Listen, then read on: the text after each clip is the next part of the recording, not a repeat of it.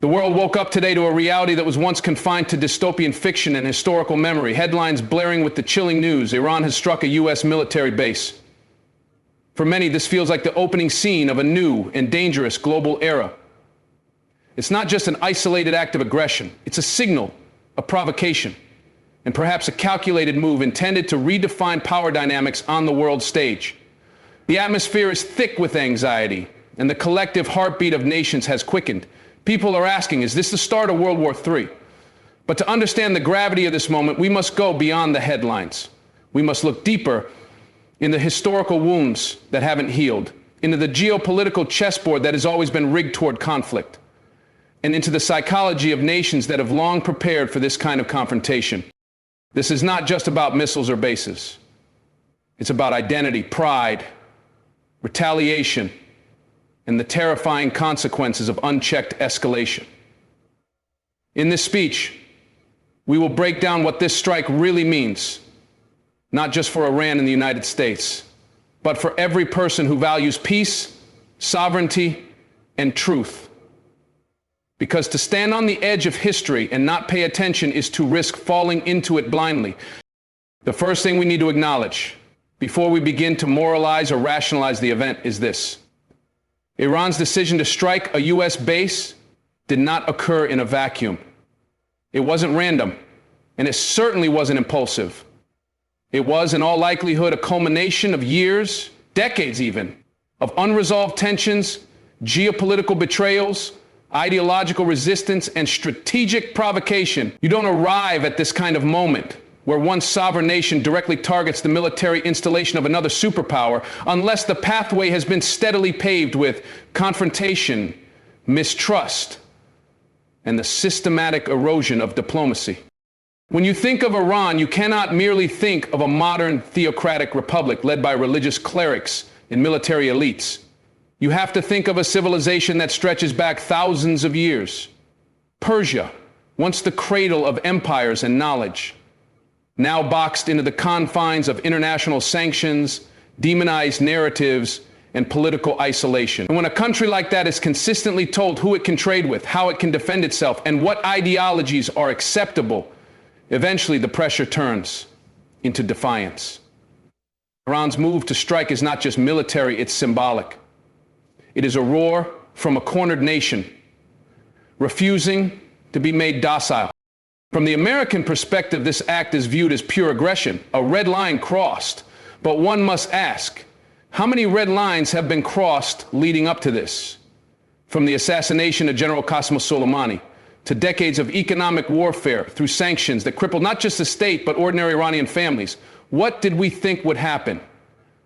What does history teach us about humiliation when it is layered over a proud people for generations? The psyche of a nation, much like the individual, reacts to persistent domination with either collapse or confrontation.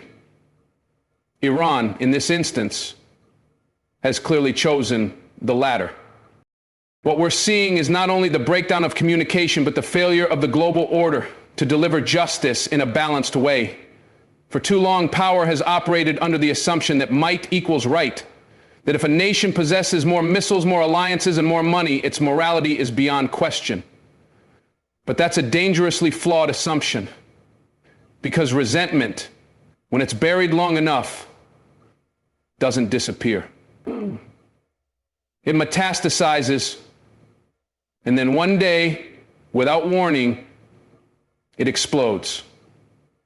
Not just through missiles, but through paradigms shifting and alliances dissolving. Now, here's where the psychological dimension becomes crucial. When one side acts out violently, the reflex is to immediately demonize. We create simple narratives. They're the villain, we're the victim. But that's a child's understanding of conflict. If we're going to get anywhere as nations and as individuals, we need to look at these moments with psychological maturity. We need to ask, what was ignored? What grievances were allowed to fester? What truths were too inconvenient for either side to face? Iran striking a U.S. base is not the start of war. It is a signal that the war, psychologically, economically, spiritually, has already been underway for years. What we saw was simply the mask being ripped off. And it's terrifying not just because of what it says about Iran, but because of what it says about us. Our diplomatic failures, our addiction to control, and our unwillingness to see others as equals in dignity, even if not in power. Let's also consider the philosophical weight of this moment. Every empire, every dominant power throughout history has been tested not by its military strength, but by its ability to manage its pride. Pride is a double-edged sword. It gives nations resilience, but it also blinds them. And when two proud nations stare one another down, neither willing to blink, you create a scenario where mutual destruction becomes not only possible, but probable. This is the precipice we now stand on. What we do next, how we respond to this strike, will define not only the geopolitical reality of the next decade, but also our capacity for moral clarity. Will we escalate out of reflex and ego? Or will we take a step back, painful as it might be, and listen, not just to Iran's threats, but to its pain? Because no missile is ever launched without a backstory. And if we ignore the story, we will repeat its ending again and again until nothing remains but ash and regret. So here's the challenge. Rather than asking, how dare they do this to us? Perhaps the more honest and transformative question is, what have we done, knowingly or unknowingly, to bring the world to this point? And that's a question every citizen of every country must ask, if we are ever to emerge from this cycle of fear and retaliation into something even resembling peace. The concept of deterrence, the fragile thread upon which modern geopolitics hangs, only works when both sides agree to fear mutually assured destruction. But what happens when that fear begins to erode?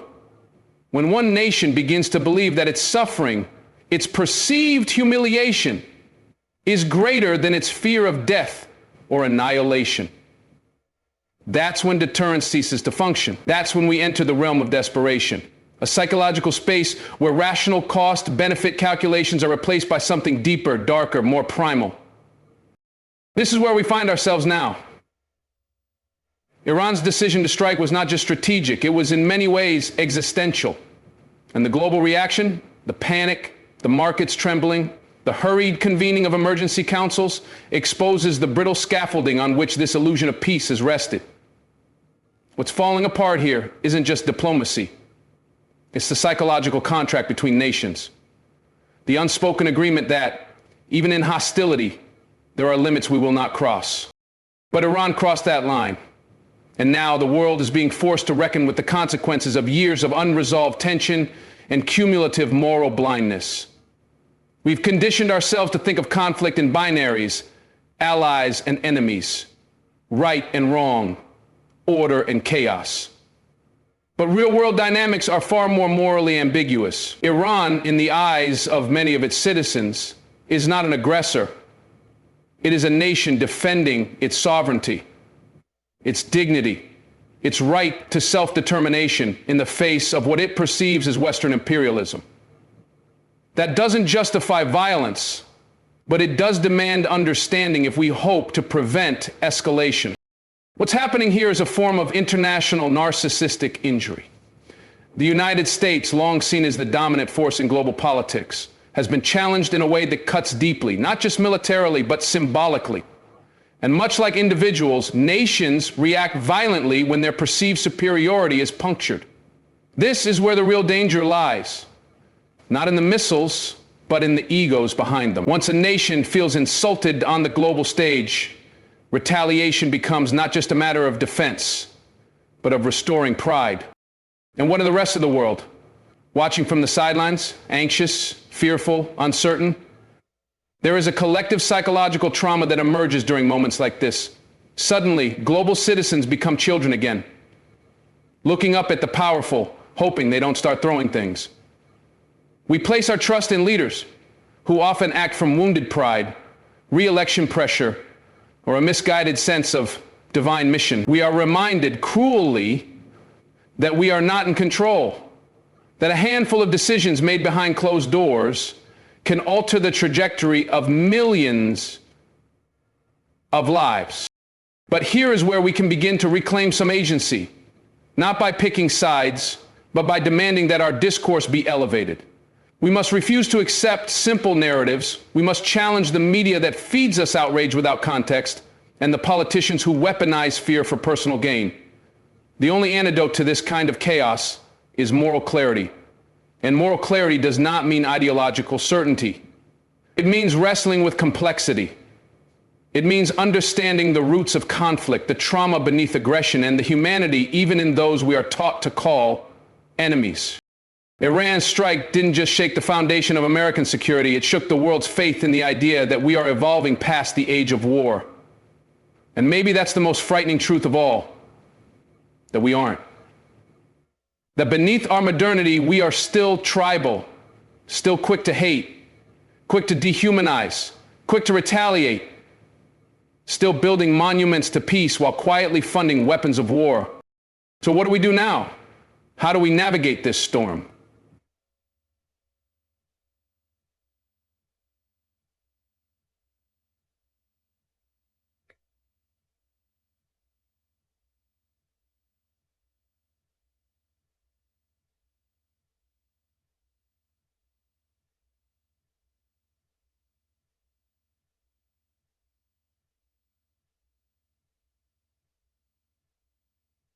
And the security, the seduction.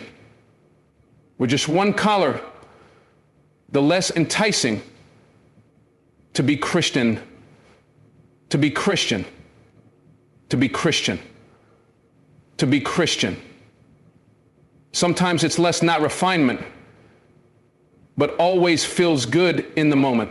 But for the rest of your life, let's not put our egos into the seat. A load of righteousness.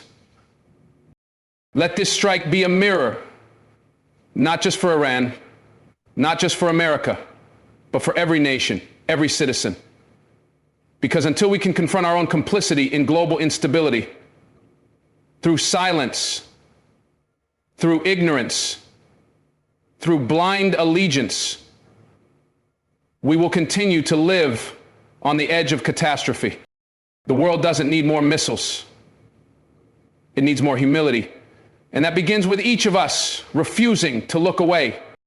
The West, particularly the United States, has long functioned as both a symbol and an enforcer of a particular global order. That order, while structured around ideals like freedom and democracy, often operates through projection of power, economic, military, and cultural. Nations that resist this influence are often labeled rogue, irrational, or dangerous. But in labeling them this way, we fail to ask the more difficult question: why are they resisting in the first place? And more importantly, what do they perceive themselves to be defending? Iran's actions are rooted in more than just historical grievances. They are rooted in a centuries-old worldview, one shaped by humiliation, occupation, revolution, and spiritual conviction. From the lens of the Iranian psyche, this strike was not an escalation. It was an inevitable culmination of decades of pressure. And when people or nations feel cornered for long enough, they stop caring about consequences. This is a profound truth in human nature. When dignity is perceived to be under threat, even self-destruction can feel like justice. This is precisely where the psychological terrain becomes dangerously volatile. Because the strike isn't merely about missiles, it's about narrative. Iran wants to reframe its story from that of the oppressed to that of the righteous avenger. And in doing so, it not only rallies its own people, but sends a message to other discontented nations that defiance is possible. That message is deeply destabilizing for the current world order because it undermines the deterrent system that's been carefully maintained through economic and military superiority. And then comes the most dangerous response of all: emotional overreach. When a dominant power like the United States is struck, especially with casualties involved, it is not logic that takes over, it's the national ego. The collective psyche demands vengeance, not understanding. Yet vengeance, historically, is the very fuel that sustains the fire of endless war.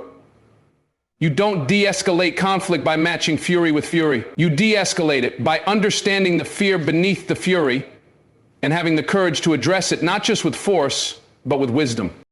Now let's zoom out from geopolitics and consider what this says about human beings in general. This is what makes this moment existential for all of us.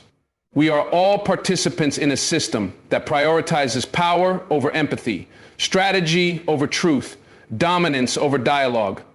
And that system thrives because we as individuals mirror it in our own lives, through how we deal with conflict, how we treat perceived threats, how we define ourselves in opposition to others. Global war is always a reflection of internal war. Nations don't just randomly collide. They act out the psychological dramas of their leaders, their people, their collective myths. And so we arrive at a disturbing insight. This strike was not about deterrence. It was about identity. Iran is saying, this is who we are now. America, in turn, will say, we cannot allow that identity to exist unpunished. And caught in between are billions of us, watching, hoping, anxious, and often uninformed, left with the illusion of control while knowing deep down that we're at the mercy of forces far more primitive than we care to admit. The only meaningful countermeasure in times like these is not more weaponry. It is moral clarity. And moral clarity requires psychological depth. We must understand not only what is happening, but why it is happening on such a visceral human level, because until we change the architecture of how we think about conflict, until we reject the seduction of narrative supremacy, we are doomed to repeat this cycle again and again. Let this strike be more than a news headline. Let it be a warning of what happens when unresolved trauma guides the hand of power. Because at its core, this was a traumatic act. And trauma begets trauma. Unless we find the strength to interrupt the pattern with something radical, awareness, accountability, and above all, humility. Power that lacks humility is not strength. It is fragility masquerading as force. And until the powerful, whether nations or individuals, learn to wield their influence with insight rather than instinct, peace will remain a fleeting fantasy. We are not powerless. But we must reclaim that power at the level of thought, of speech, of courage. If we cannot, then we will once again watch history turn toward darkness, not because evil triumphed, but because wisdom stayed silent.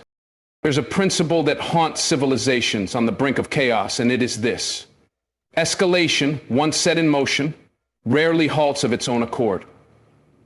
Human beings, individually and collectively, struggle with restraint, especially when pride, fear, and legacy are at stake. And so, as Iran's strike on the U.S. base sends tremors through the geopolitical landscape, what we're really witnessing is the unraveling of the delicate fabric that holds adversaries back from plunging headfirst into full-scale war. The machinery of escalation is not fueled only by bombs and orders. It is propelled by perception, mistrust, and the desperate need to save face. Consider how narratives function in the minds of political leaders. There is no room for perceived weakness in a global order built on the projection of strength. America, having suffered an open and deliberate attack on one of its military installations, cannot simply turn the other cheek, not without shaking its own pillars of deterrence and authority. And yet, retaliation, especially if disproportionate, risks opening a chasm so wide that diplomacy will no longer be able to bridge it. We're in the space between two mirrors, each side reflecting the aggression of the other, endlessly. Escalation thrives in that hall of reflection, and if no one breaks the cycle, then the worst outcomes become not just possible, but probable. This is where history becomes our cruel instructor. We have been here before, many times. Sarajevo in 1914, the Gulf of Tonkin in 1964. Small provocations leading to catastrophic consequences, all because leaders convinced themselves they could control the chaos they unleashed. But chaos, by its very nature, is indifferent to the ambitions of those who summon it. Once unleashed, it has a logic of its own, one that's far more primitive and far less forgiving than the leaders who trigger it anticipate.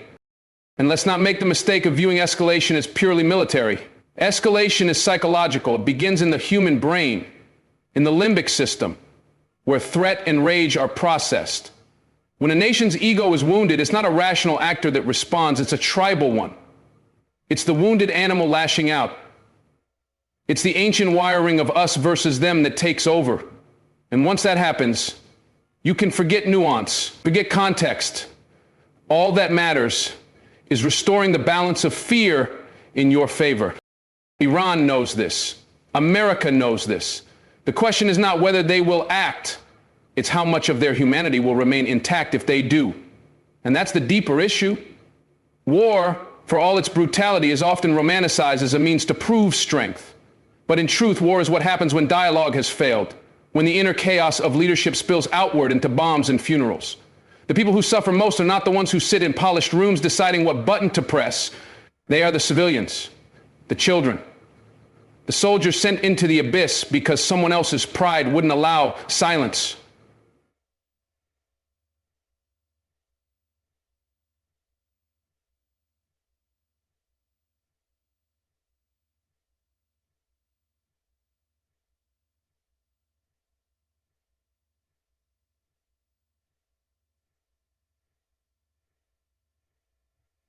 They don't build teams to be big.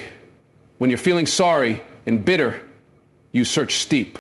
So what does it mean to escalate with integrity? Is it even possible? Some would argue that once violence begins, all bets are off. But I would challenge that assumption. True strength, true leadership, lies in being able to absorb a blow, analyze it, and still choose measured action over theatrical revenge. That doesn't mean submission. It means strategy over impulse. Vision over reaction. The leader who can resist the emotional pull of escalation is the one who can actually preserve civilization. But again, this demands more than military wisdom. It demands psychological discipline. And psychological discipline requires moral courage, the kind that is increasingly rare in the halls of power because it's not glamorous. It doesn't get headlines. It doesn't stir nationalistic fervor. But it is, paradoxically, the only thing that can prevent the kind of war that reduces all ideologies, liberal or conservative, religious or secular, to ash. The danger of the moment we're in is that we are addicted to escalation, not just our governments, but our people, our media, our culture. Everything now is framed in terms of conflict. Algorithms reward outrage. News cycles thrive on crisis. Social media platforms are echo chambers that teach us to fear and hate with conviction. And in such an environment, how can leaders not mirror the very populations they govern? They are not separate from the culture. They are products of it. And so the antidote to escalation is not just political, it is psychological, it's spiritual, it's internal. It's each of us asking, what do I want more? Revenge or resolution? Because every act of escalation begins as a thought, as an emotion, as a fantasy of dominance. And if we can't discipline that fantasy in our own minds, we shouldn't expect our leaders to do it on the world stage. In conclusion, escalation is not destiny. It is a choice. A dangerous, often unconscious one, but a choice nonetheless. And like all choices, it can be interrupted. But that interruption requires clarity. The kind of clarity that sees through the fog of fear and ego and chooses courage. Not just the courage to act, but the courage to not act when the world demands it most. So the next time you hear drums beating for war, ask yourself who benefits from escalation and who pays the price. If your answer is honest, you may realize that peace, though quiet, is the boldest stance of all.